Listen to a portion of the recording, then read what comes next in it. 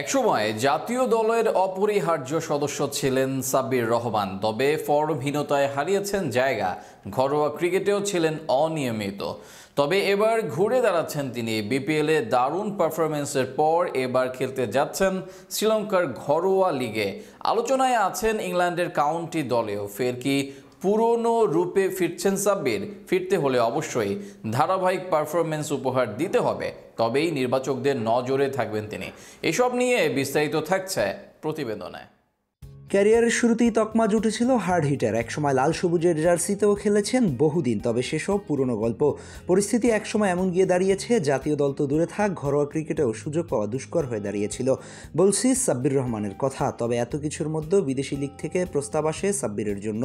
নিশ্চিত হয়ে গেছে শ্রীলঙ্কান ঘরোয়া টুর্নামেন্টের খেলা।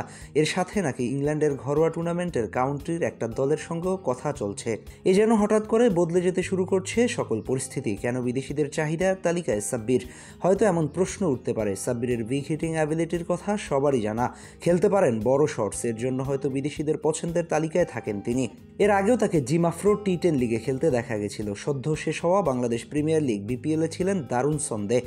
প্রথম দিকে ম্যাচ না পেলেও শেষের দিকে ছন্দে থেকেই শেষ করছেন এবারের আসর, যেখানে আবার 4 থেকে ছক্কা বেশি সাব্বিরের। তবে কি সাব্বির ফিরতে যাচ্ছেন নিজ মহিমায়? হ্যাঁ, সেই স্বপ্ন সাব্বির নিজেও লালন করেন।